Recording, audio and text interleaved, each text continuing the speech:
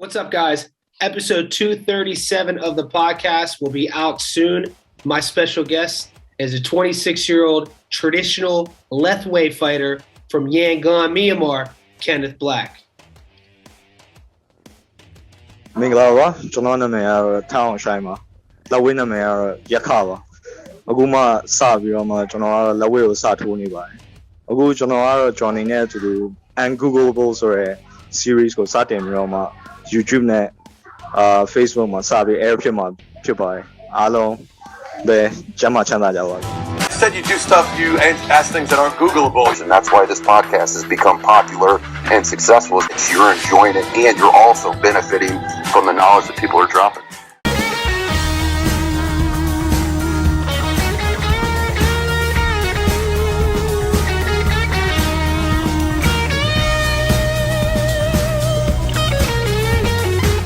Because the first footage are two guys that aren't you. So I assumed the kid with no shirt was you. And so I'm watching the sparring and I'm like, shit, dude, his hand's dropping, his chin's up here. And then in the third video, the kid with the black shirt comes in, you, super aggressive. And I was like, oh, that's probably Kenneth. The other kid's probably not Kenneth. But how long have you been? I thought you said you just started doing Lethwei. Yeah, I actually I have experience in Kyokushin karate for 6 years. So okay, for Lethwei, so yeah. Yeah, but your head movement, man, it looks like Western boxing. You don't have any experience in Western boxing? Oh, no, I don't really. Oh, because you're real. Which video are you referring to though? The one on your Facebook page. And June 5th, beginner light sparring session at STL Lethwei Club. With it's me. Yeah, it's me with the beginners. It was me. Yeah, but your movement here with your guard and head, is that typical? Is that typical Kyokushin? No, it's not typical Kyokushin. I learned it from Myanmar ways. Actually, it's a traditional way as well. So our gym started to adopt this boxing movements as well. So that man. Because when you watch the older Lethwei fighters, and I mean, I was watching. I didn't realize first off, Cyrus Washington, American fighter, does not get the pub he deserves, man. He has fights that date back 10, 12 years. Which I wasn't aware of, but we'll get to that. We'll get to that later. And then you watch all the other older fighters. There isn't a lot of this going on. So when I saw your footage, I was like, oh, he probably has boxing background. But obviously, you said no. No, I don't. So how the hell would you even train the headbutt? Like in camp? The headbutt. Yeah. Okay, in camp, it's you started with how can I say with the pads. I mean, you start with without the pad, and you start with this. You see, when you headbutt, you need to know that you have to hit with this area of your head, which we call it a horn. So the crown. Yeah, it's like the horn. Yeah, the crown. Yeah, so you have to start with that. It includes your neck movement as well, and you have to lower your body a bit and then hit with your head. So that's how. Yeah. Now, so you start without the pads and anything. So yeah, after that you start training let's say with the pads. Your trainer will give you this, and you just go on with it. Yeah. Now, is he holding it? Is he coming here with it when he's holding the pad for you, or is he hitting you like that with it? Hitting me like that with it. Okay. So my question would be then, how to simulate the angle though in the distance and space of an actual opponent and fight, because I'm sure you tactically as a fighter have an idea of where you want to throw that strike at versus where you don't want to throw that strike at, right? Like you probably wouldn't want to throw that headbutt in probably at range. You want to be in close, right? No, it's like you're committed suicide because if you go in from far away, he can see it and Mhm. he can just block it with his elbow. So you're just gonna headbutt yourself in the elbow. So something that I've found I find very interesting. This is probably going on 3.5 years of me finding out about Burmese boxing and Lethwei. And when you look at foreign fighters, now there's a kid from Australia. Shit, I should know his name. Farrell.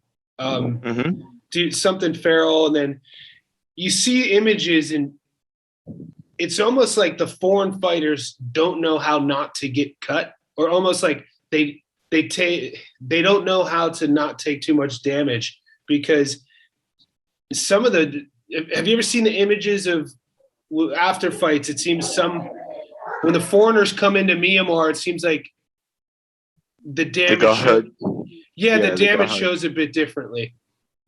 Well, first of all, it's because of skin color. That's the first thing. Okay, I would just say that because, in the darker skin tone, you can't easily see the bruises and injuries. And second of all, the thing is that, okay, in the tactical point of view, I think because in Lethwei, it's more defensive, you see. And when you throw some stuff, when you throw the, offensive, they go all in. So they just don't let's say in Western fighter, what I see is like they test around, they like to tease and then, try to get in their way and stuff. But Myanmar people just go all in. And yeah, that's the difference. Yeah, so we know, we're not wearing gloves. When you're sparring, you're wearing gloves. Now, is there a change in technique on turning the fist, like on your straight punches, for instance, when you're throwing your jab or cross? Is there a way to avoid certain damage when you don't have the hands wrapped? Yeah, no, actually, no. In Kyokushin, though, I mean, just starting from a karate point of view, in Kyokushin, we're trained to use a bare knuckle. So what we do is we condition our fist first before we use it. Yeah, but I used to spar so the gym I used to work out of was a commercial health club, but I would be the only boxer in there. And so a few of the karate guys would come and challenge me to spar in boxing rules. So I'm like, all right, shit. And what I've realized is a lot of the karate guys, their punches, they're just shorter, and they don't come at the proper angles. And I know. The footwork and the head movement. So it's like back to me watching your style. It was interesting to see your style. I would never have guessed you come from a karate background. But it's interesting to hear that you're saying, though, at the Lethwei gym, so is that a sign that the sport in Myanmar is kind of evolving in a sense of it is. That's awesome. Talk a little bit about that then. The evolution is like in back in the times, it's just simple strikes, like throwing punches and taking hits. That's all.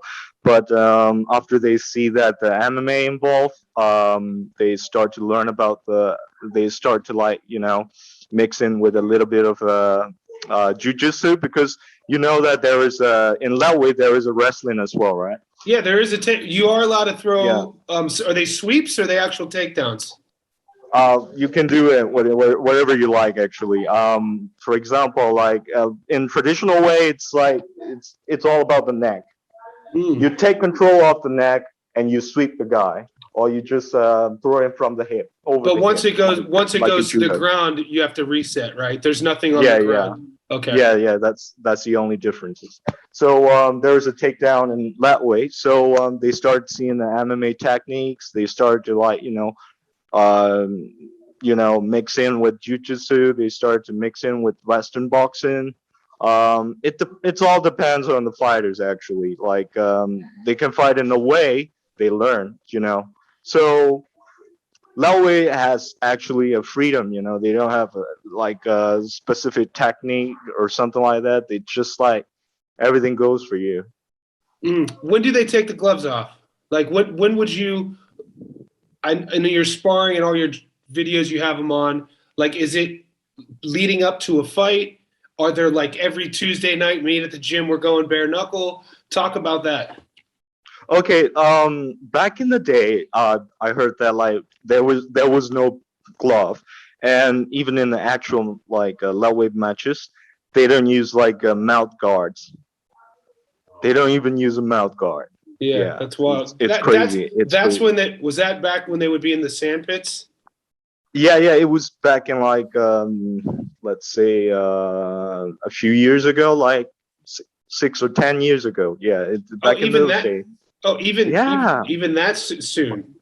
I thought you were talking like 70 years ago. No, not at all. Even to this day, there are some people who still don't use the mouth guard. Was Lone Shaw wearing a mouth guard? I think so. He would because he go professional. So like, oh, so, okay. Most of the people who rise up to the top, like likely to use those kind of stuff to, take care of themselves. But most of the fighters are from the villages, so they're not aware of using this mouth guard. They just go at it. It's crazy. It's wild. Sometimes like one of my teachers, like, and one of my coach said, like, he kneeled the guy and his tooth just pulled it right off with his nails like that. In the knee?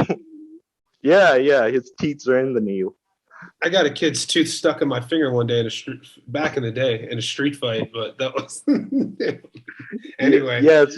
I digress. I was a young stupid kid in California, and these idiots. Anyway, they tried fighting me, but let's. Okay, so you're talking about the wear mouth guards, the gloves come. I guess what I meant was with you as a student who's learning the sport. Where are the like what are the strategies of taking a student like yourself in regards from training with the gloves on to taking them off and because hitting something or someone with 16 ounce, 12 ounce, 10 ounce gloves, even if I have, like, for instance, my 16 ounce glove here, if I hit somebody with this and then I put an 8 ounce glove on a client, it feels different. It takes a little while to understand the wrist engagement. Now, when you go from this to bare knuckle, because you're training with the glove on, how do you train for that? It's like, have they trained you yet to take the gloves off and spar bare knuckle, or is it only for the fight? Well, okay. The thing is that like I said again, you have to condition yourself. That is just bare knuckle push-ups with only 2 knuckle touching on the ground, only this one and the middle one. Yeah, so the ones you're supposed to hit with. Yeah, only that 2. You have to stand on it, like hold entire body on those 2 knuckles only, and do the push-ups. You do those? Yeah, I do those. Oh, okay. You need to do a video and send it to me on Instagram, because I'll start adding those into my repertoire as well. I've never seen those. Yeah, I mean it's so like you have to condition your fist, and for the traditional lower fighter, they just hit the sandbag, like literal sandbags. They fill up the whole like a boxing bag with the sand, and they just have at it. What would you say if you were the gym you train at in a normal environment? If the world was quote unquote normal and the gym was filled up and there's fighters everywhere, how much percentage of the fighters in your gym would you say speak English, other than you? Other than me, right now at my gym, no one. So you're the only one who speaks English. So where my question is, where do you feel the misrepresentation is from the Burmese fighter's perspective on the sport of Lethwei in the West? So far as I'm seeing, there is no such misrepresentation for yet. But like what people know is not in detail. They only know in general. Could you explain a bit? Give me one for example, like yeah. Let's say like a Western understanding of Lethwei is it's a bare knuckle fighting. They use headbutts, and this is crazy. That's all that they're like. That's mostly like what people understood. But there are more to that in the sport actually.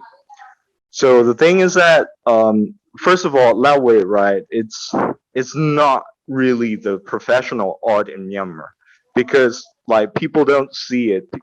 People don't see it as a professional art. For example, my family, right?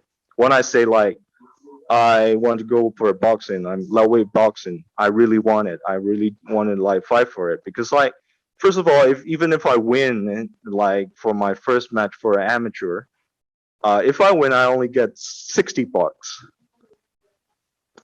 It couldn't So, even cover my medical so, fees. so you're not fighting for the So money, obviously. You're fighting for no, like I'm this not. personal, this vision quest, this personal sort of growth, sort of Actually, thing. no one is. No one is because like even people who wants to fight for the money have to start out like that.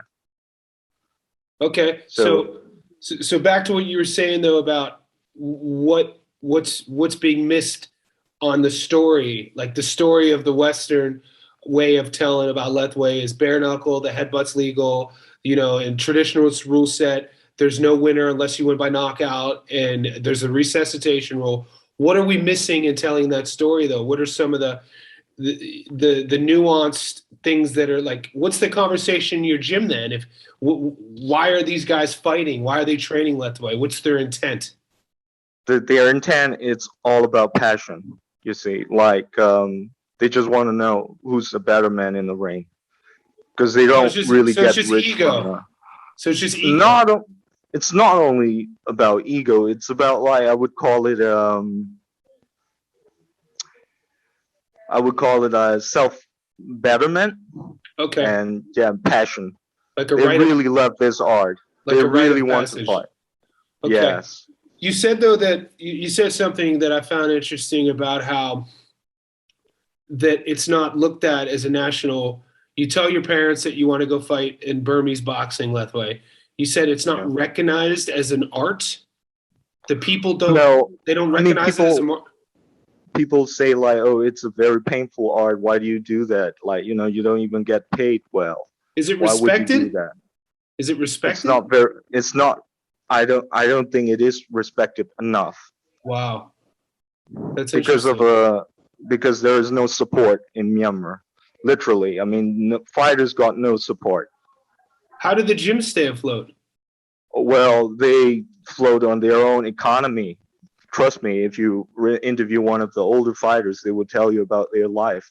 They have to make their own money, and sometimes they even have to sponsor their own fights. Mm. Is But there like st- now these days, after the WLC come out, things changed, of course. Back in the day, like I'm just talking about back in the day. Back in the day, like everyone has to support themselves and train themselves. They have no support at all. They have to is it? try their best. But is the WLC still afloat? They haven't posted on social media since. Yeah, because of this current situation in Myanmar, as you can see. So Yeah. yeah, I mean, like literally just this morning nearby there was a bomb explosion near my house. So yeah, Are you in Yangon? yeah, I'm in Yangon. Yeah. Because a couple years back when I first podcasted with Leduc, he was living in Yangon and he barely had internet service. We couldn't do a video stream. Now, granted, this Yeah. was 2018. Was this because was this a structure? Was this because of the where he was living, or was this in certain countries, third world developing countries, countries in turmoil? Turmoil. Maybe there It's certainly. maybe there isn't access to these things that in the West we take for granted. Does everyone have an Yeah, internet? I mean, right now at the moment, yes. But like 2018, if you like talk about like 4 or 5 years back, there wasn't. Yeah, that's interesting. Yeah, so the people are really underdeveloped, and like like whoever wants to go into the Latways are the really crazy ones. The people who are really crazy into like crazy about Latway. there is no other way someone would go and fight for it, because like there is no way to make money out of it. So I'm looking at these old videos, right? And you got the one with Cyrus versus Saw Shark. Yeah. And that fight is in Yangon. It happened in 2010, and there looks like there's 20,000 people there. How is there no money? It's at their time. I mean, we're only talking about like a 1% of, 1% from the 100%. You know? Okay, so when you make it, so there is an opportunity if you become the best. Yes, only if you're the best. That's kind of like anything, though. I mean, you look at golfers, you look at tennis players. Usually, unless you're in that top percentage, you're really just chasing to get there. You know what I mean? It's about that struggle. I mean, yeah, but the thing is, like, for example, for the certain fighters, they don't have to pay for their living for themselves. I mean, they get to train professionally. To grow to that professional level, you need to have a stable condition, right?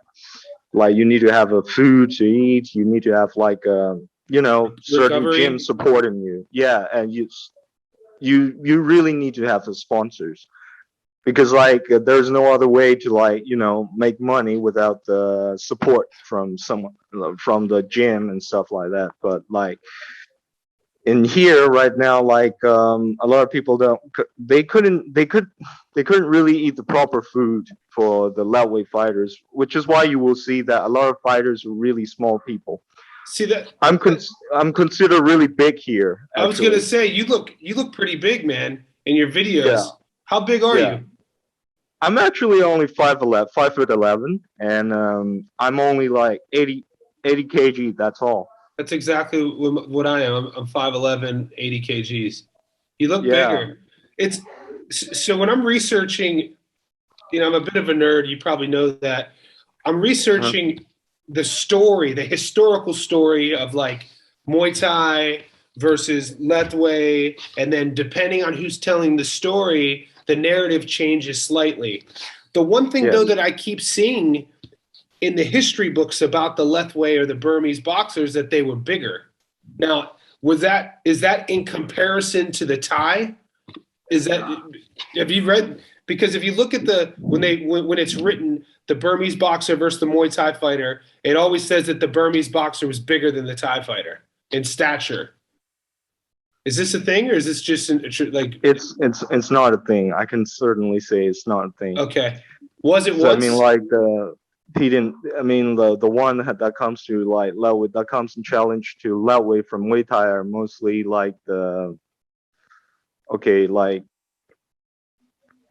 people who want challenges. First of all, that's one, and the low hanging fruits. But most of them are low hanging fruits come into Lethwei and they lose, of course. So because because of the rules, the rules are different. Yeah. I mean, if Lethwei fighter go to Muay Thai, they usually lose as well because of the rules again. It's a different sport.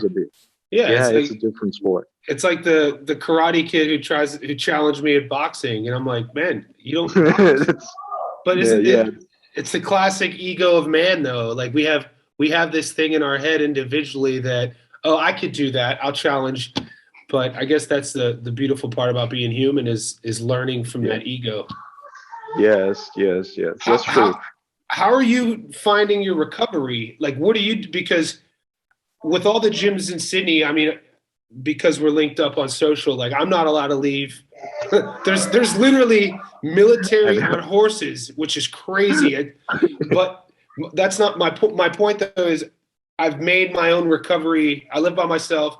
I made my own bathroom. I'll fill my bathtub up with really hot salt sauna water, and I sweat in there. And when the world was open, I would do ice baths and float tanks, acupuncture, massages. I'm really into recovery after a hard session. Is there any of that? Is there any of that in your world? In Lethwei, we would call it a really high luxury. What's this word? I mean, it's a luxury. It's a luxury. A luxury. Yeah, okay. It's a luxury for the most of the Lethwei fighter. You see. So but it's so brutal. How are you guys recovering? I don't know, man. Like one time I got kicked in the head, face, and it got dented in the bone. On my cheekbone is dented to this day.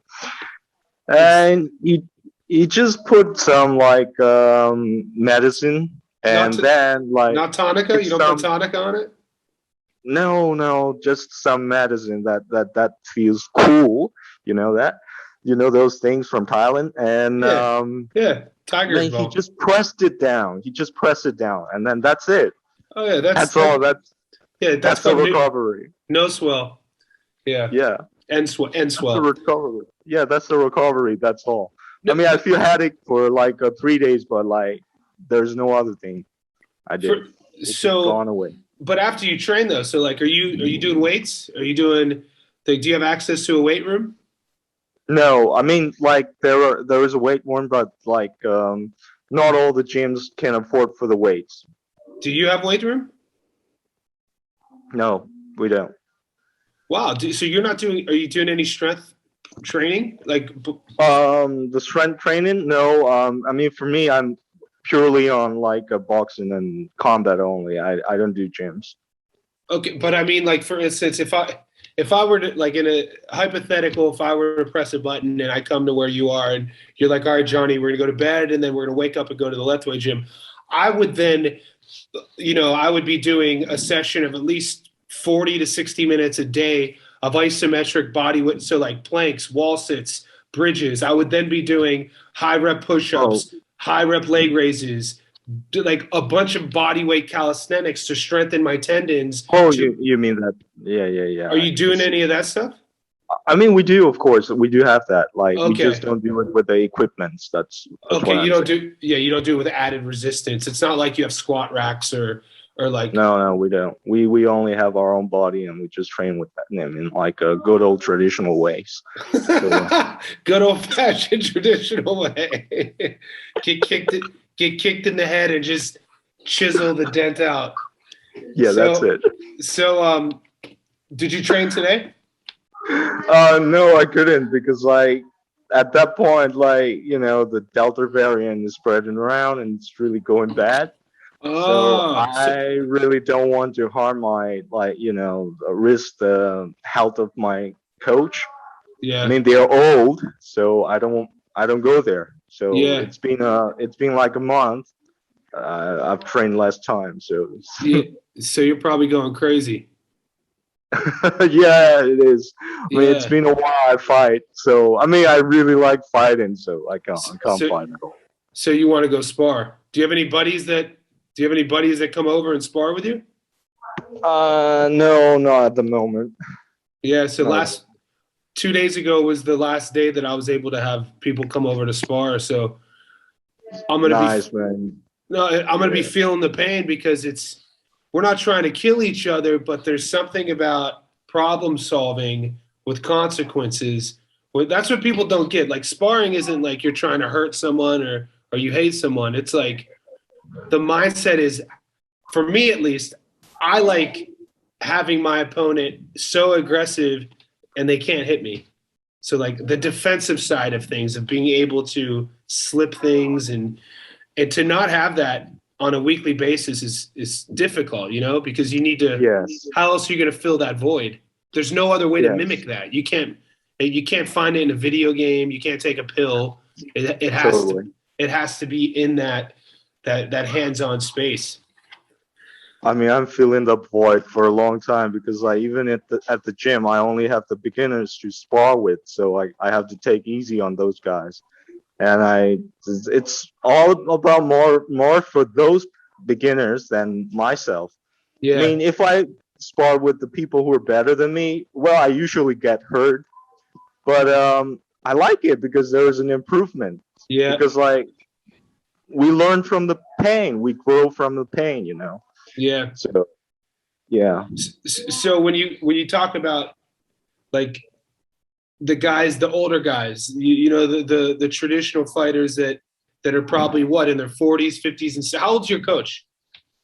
Oh, okay. Like I have two coach, but one of my coaches, like you won't believe it, he's over like 50, near in his 60s. That's awesome. Why wouldn't I believe that? Yeah, I mean they're Well, do you they're know? still getting on it Well, I mean, without any like well, pay. do you know who Helio Gracie was? Uh-huh. I know about Gracie's, but I don't know Helio. about. So Hoist, great. The famous ones are Hickson, Hoist, Henzo. Well, Hoist's father, Helio, Oh. was doing jiu-jitsu into his late 80s. He was sparring into his late 80s. Granted, it's jiu-jitsu, but hearing stories such as that, and then stories of your coach and teacher, isn't that why we work out though? Like I'll be 40 this year, and so like Wow. yeah, so because I take care of You look- myself because I You want to look be. pretty young though. Yeah, I don't party, man. You know what I mean? I drink Nice. water. I take care of my body, take care of my mind, because I want to be that I want to be that 80-year-old who could still move. You know what I Yeah. mean? Yeah. But a few days, and then let's prepare for that Facebook Live, man. I'm looking forward to it. All right, mate. I mean, I'll make sure for that. I mean, it's just like.